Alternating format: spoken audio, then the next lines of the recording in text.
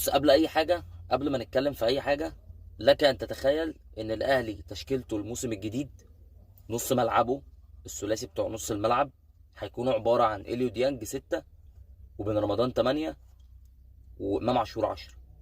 تمام. ستتين، عندك ديانج ومروان عطيه. لك ان تتخيل ان ده الفورم بتاع نص الملعب. تمام. مش هكلمك على الهجوم.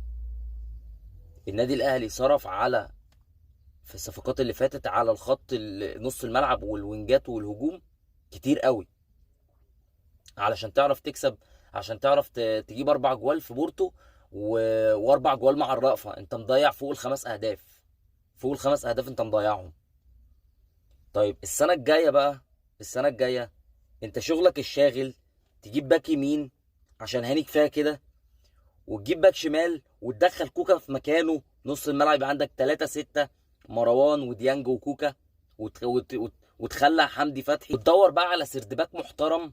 تدور على سردباك محترم، عايز تمشي اشرف داري، عايز تمشي ياسر ابراهيم، تدور على سردباك محترم يبقى في المكان ده. تمشي لي قفشه وتجيب مهاجم محترم جنب وسام ابو علي وجراديشار. اما بالنسبه لحسين الشحات فكفايه برضو كده، هو وقفشه كفايه كده.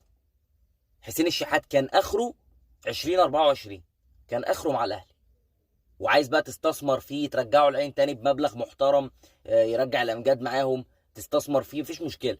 قفشه نفس الكلام، يخلع، عايز توديه الخليج، عايز توديه مش يخلع برضه يمشي. كابتن عمر كمال برضه، يعني الكابتن عمر كمال برضه المفروض يتكل على الله من هنا. المفروض كفايه كده، كفايه بنت الجيران بقى، يعني يشوف له البوم تاني يعمله في اي حته.